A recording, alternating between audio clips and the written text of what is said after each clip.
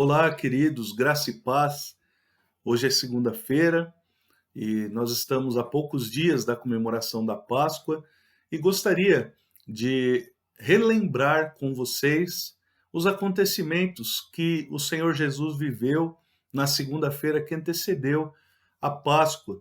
E é com muita alegria que eu quero compartilhar o Evangelho de Marcos a partir do verso 12, porque esta é a narrativa daqueles acontecimentos que ficaram registrados para que tomemos ciência do que viveu o Senhor naquela segunda-feira. Diz o texto assim: No dia seguinte, quando saíram de Betânia, teve fome, e vendo de longe uma figueira com folhas, foi ver se nela, porventura, acharia alguma coisa.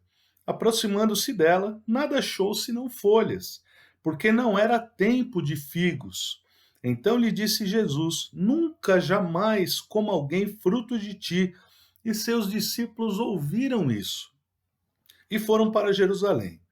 E quando ele entrou no templo, passou a expulsar os que ali vendiam e compravam, derribou as mesas dos cambistas e as cadeiras dos que vendiam pombas. Não permitia que alguém conduzisse qualquer utensílio pelo templo. Também os ensinava e dizia: Não está escrito: A minha casa será chamada casa de oração para todas as nações? Vós, porém, a tendes transformado em covil de salteadores. E os principais sacerdotes e escribas ouviam estas coisas e procuravam um modo de lhe tirar a vida, pois o temiam, porque toda a multidão se maravilhava de sua doutrina. Em vindo a tarde, saíram da cidade. Louvado seja Deus por essa porção da palavra que lemos no Evangelho segundo escreveu Marcos, o Evangelho de nosso Senhor Jesus Cristo. Amados, era segunda-feira e Jesus, conforme nós ministramos ontem, ele já tinha tido a experiência de entrar triunfalmente em Jerusalém, sendo aclamado como rei. As pessoas naquela multidão, naquela euforia, gritavam e clamavam, dizendo: Hosana ao filho de Davi, bendito que vem em nome do Senhor. E nós temos dessa exclamação, desse ato de louvor, um grande alvoroço que acontece na cidade. No Evangelho de Mateus, o evento que se segue a isso é a entrada de Jesus no templo. No Evangelho, segundo escreve Marcos, Jesus teria voltado a Betânia e no dia seguinte, na segunda-feira, portanto, a data de hoje, não é? Ele voltaria para Jerusalém. Nessa jornada para Jerusalém, Jesus ele tem fome e ele vai procurar um figo em uma figueira, mas não era a estação dos figos, não era tempo dos figos. E Jesus, olhando para aquilo, ele simplesmente toma uma atitude que fica marcada no coração dos discípulos, de forma que ele amaldiçoa aquela figueira, dizendo o seguinte: olha, nunca jamais coma alguém fruto de ti. Essa palavra que o Senhor lança sobre aquela figueira naquele momento, ela não era uma palavra vã, ela não era um mero capricho, ela não se tratava de uma exclamação, queridos, somente pelo fato de ele ter tido fome, não é mesmo? Nós podemos tirar daqui uma lição muito poderosa.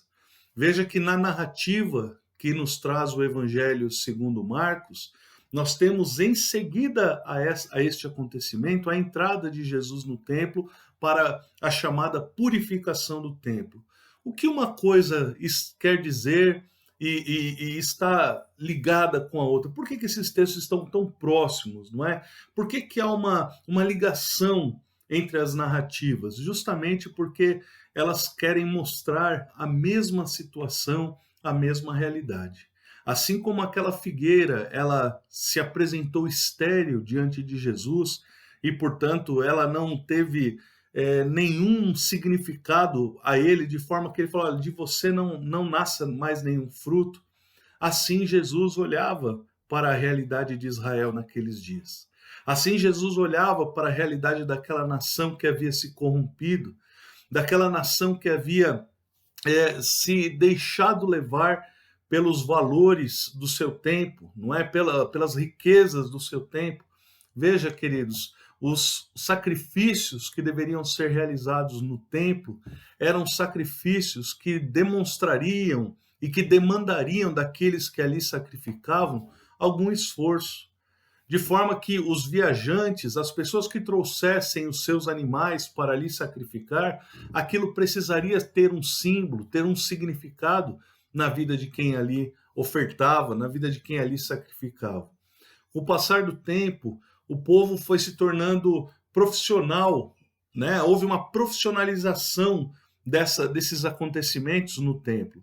Então, a população foi tornando, e juntamente com o sistema religioso daqueles dias, foi tornando tudo isso algo mecanizado. Então, as pessoas se aproximavam do templo, já não levavam, não era mais necessário levar o seu animal. Ele comprava o animalzinho ali na porta do templo, ele comprava o seu animalzinho ali e ali mesmo ele sacrificava. Então, bastava que ele carregasse consigo o seu dinheiro.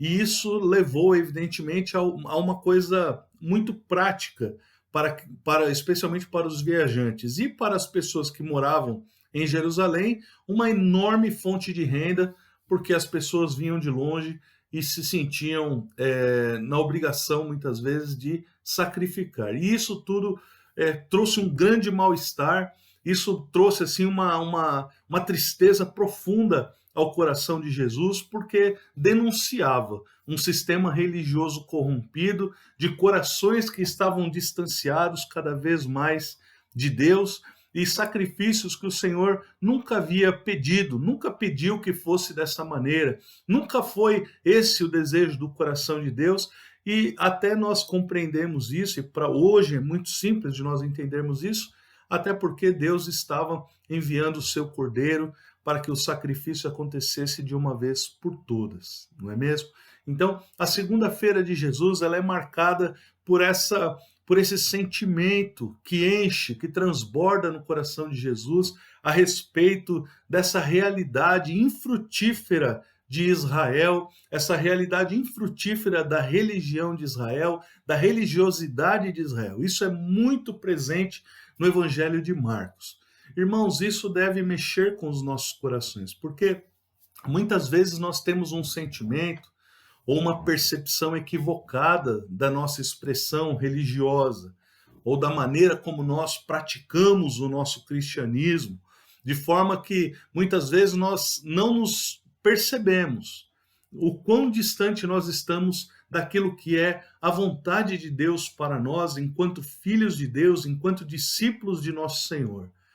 Veja, o que a religião daqueles dias estava fazendo era transformar a lei em ritos, em práticas que se tornaram lucrativas para os religiosos e que nada mais era que um simples desencargo de consciência momentâneo na vida daqueles que ali realizavam os seus sacrifícios. Então, a pessoa ia ali, realizava o sacrifício, tinha aquela consciência purificada ou aliviada por algum tempo, mas não havia nenhum tipo de mudança de vida de fato, não é? O templo se enriquecia, os religiosos se enriqueciam, os vendedores se enriqueciam, as pessoas continuavam na mesma condição e o cenário continuava o mesmo. Israel continuava dominada pelo Império Romano, a presença de Deus ela já convivia, não é?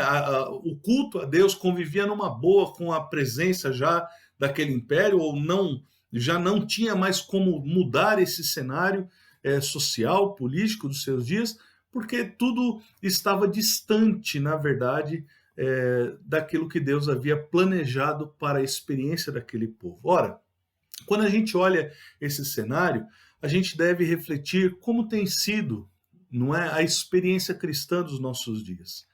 Meus irmãos, nós fomos chamados por Jesus para sermos discípulos. Nós fomos chamados por Jesus para carregarmos a própria cruz, a nossa cruz.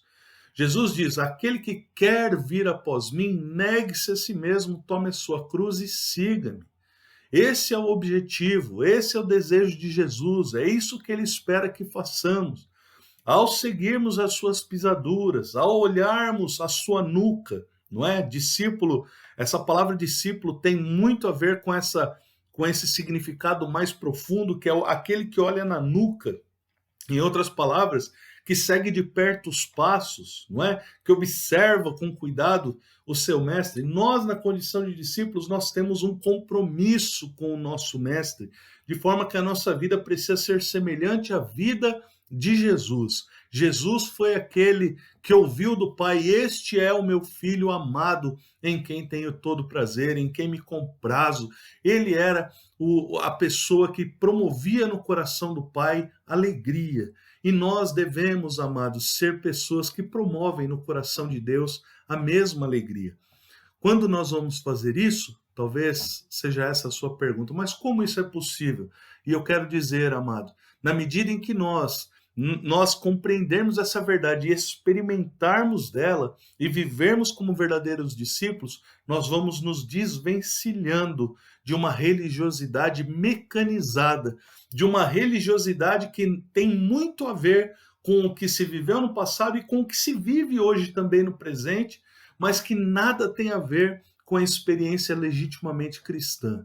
A experiência cristã diz respeito a uma revelação que o Espírito traz à pessoa, ao homem caído, do Filho de Deus. O Espírito Santo revela o Filho de Deus àquela pessoa, convence aquela pessoa do pecado, da justiça e do juízo, por meio da pregação do Evangelho. Resplandece naquele coração tenebroso, naquele coração que está em trevas, a luz da glória de Deus resplandece ali e a pessoa passa então a crer em Jesus. E por causa dessa fé maravilhosa, essa fé que é dom de Deus, essa fé que alcança esse coração, então essa vida, ela nunca mais vai viver da mesma maneira. E aí, meus amados, nós não somos uma figueira infrutífera, aí nós somos ramos da videira. Veja, uma figueira ela é infrutífera quando ela está solta, sozinha, eu diria assim, completamente desconectada de tudo e de todos, autônoma na sua expressão de vida no deserto, naquele lugar onde Jesus estava.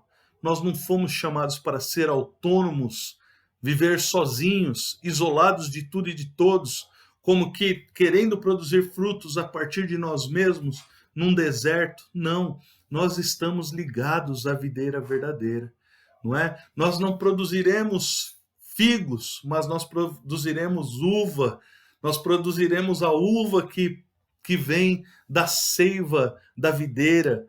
Então, quando a gente começa a pensar isso, amado, quando a gente começa a pensar e refletir sobre essas coisas, ora, Jesus nos chamou para sermos ramo da videira verdadeira. Ele é a videira verdadeira e nós somos os ramos. Não cabe a nós aqui uma vida semelhante à vida destes homens que eram profissionais do templo. Não cabe a nós uma vida que se assemelhe a essa experiência com a figueira, uma vida completamente infrutífera. A pergunta que não quer calar é a seguinte: de que maneira você tem compreendido o cristianismo? Será que o seu cristianismo é um cristianismo no qual você se apresenta no templo ou nos lugares da reunião, pede a sua bênção e volta para casa e nada mais acontece? Será que o cristianismo que você tem vivido é aquele cristianismo da troca? Olha, eu vou dar uma oferta na igreja porque assim Deus vai me abençoar? Será que o cristianismo que você está vivendo é esse cristianismo no qual você se apresenta na expectativa de que algo miraculoso aconteça naquele ambiente de culto e você saia dali com aquela porção e aquilo vai te segurar ou sustentar por alguns dias até que você possa estar ali novamente? Se isso tem acontecido com você, meu irmão, você não compreendeu ainda o que é ser cristão. Cristão verdadeiro é aquele que sai da condição de morte e é colocado na condição de vida, não pelos seus méritos, mas por causa da fé que tem no sacrifício que Jesus realizou na cruz do Monte Calvário. Então nós somos tirados de uma condição de morte e somos colocados numa condição de vida. E quando isso acontece conosco, nós já não somos mais senhores sobre a nossa vida. Jesus torna-se Senhor sobre nós e nós nos submetemos à sua santa vontade. Ele reina sobre nós, ele governa sobre nós, ele dirige a nossa vida. Alguém pode dizer, mas pastor, isso acontece na sua plenitude? É verdade que nós falhamos, é verdade que nós erramos, é verdade que nós ainda lutamos com as inclinações da nossa carne que militam contra o nosso espírito. Mas eu diria que, apesar disso, nós nos empenhamos para que isso seja uma verdade o tempo inteiro. Então, eu quero dizer com estas palavras, meu irmão e minha irmã, que Deus te abençoe e que você possa viver um cristianismo autêntico. Que Jesus possa olhar para você e possa encontrar em você um ramo ligado a Ele mesmo, de forma que nunca cessam os frutos, de forma que nunca cessam os frutos. E quando chega a temporada em que os frutos diminuem ou que eles acabam, o Pai vem e poda para o teu aperfeiçoamento e fortalecimento. Mas a seiva do Espírito continua viva, alimentando a sua vida. Você não está preso a uma religião, no sentido mais mecânico dessa palavra. A tua religião é o próprio Cristo. Ele que te liga a Deus, Ele que te conecta ao Pai, é nele que nós estamos ligados, é por Ele que nós vivemos, é por Ele que nós existimos, é para Ele que nós vivemos, não é? Então, se isso é verdade na sua vida, glorifique a Deus, porque essa segunda-feira para você, ela é diferente da segunda-feira que Jesus viveu naqueles dias. E eu digo mais, Jesus, ele hoje, no dia de hoje, ele se alegra então com você e pode se alegrar também comigo, nessa certeza de que nós não somos galhos inúteis que serão lançados no fogo do inferno, mas nós somos filhos amados, que a seu tempo produzem o fruto que por ele mesmo está determinado. Que Deus abençoe a sua vida e que, em nome de Jesus, esta segunda-feira que antecede a Páscoa já seja um tempo de preparo no seu coração para a glória de Deus, para que quando a gente celebrar a Páscoa, não sei ainda se faremos juntos lá na igreja ou se faremos online, mas independente de qualquer coisa, você possa se alegrar no Senhor, meu irmão. Que a verdade da morte, da ressurreição de Jesus já esteja mexendo com o teu coração e você possa se alegrar na certeza de que o nosso Redentor está vivo e em breve voltará para nos buscar. Deus te abençoe, em nome de Jesus. Amém.